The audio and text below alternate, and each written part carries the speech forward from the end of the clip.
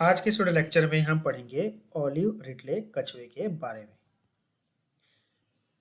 इससे रिलेटेड कई बार प्रश्न यूपीएससी प्री में मतलब सिविल सर्विस प्री में पूछा जा चुका है। तो आज हम समझते हैं कि ये ऑलिव रिडले कछुए होते क्या हैं। ये हमें इमेज में नज़र आ रहा है, ये ऑलिव रिडले कछुए हैं। तो ऑलिव रिडले कछुए को हम प्रशांत ऑलिव रिडले समुद्री कछुए के नाम से भी जानते हैं।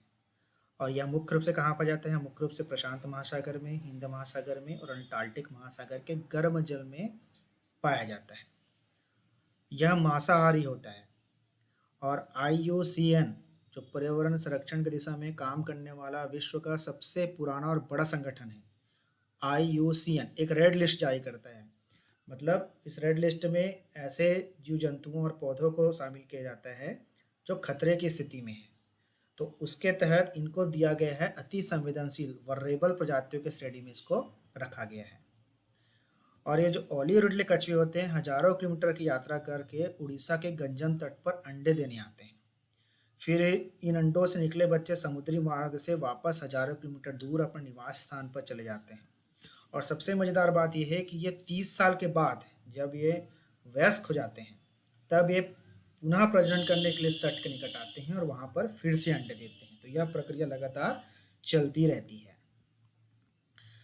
दुनिया के महासागर में 7 प्रजाति के कछुए मिलते हैं। कौन कौन से?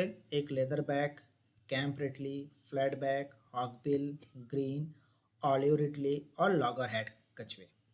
इनमें से 5 प्रजातियां भारत के समुद्र और तटीय इलाकों में मिलता है और इसी में से एक है ऑलिव रिडले कछुआ। ऑलिव रिडली जो कछुआ है वो सभी प्रजातियों में सबसे छोटा कछुआ माना जाता है। इसकी लंबाई करीब 2 फुट तक होती है और 40 से 50 किलोग्राम इसका वजन होता है। इसके कवच का रंग काई के समान गाढ़ा हरा होने की वजह से ही इसका नाम ऑलिव रिडली पड़ा है। अब ऑलिव रिडली जो कछुआ है वो उड़ीसा के तटीय क्षेत्र में आता है और 3 स्थान बड़े फेमस है उसके लिए।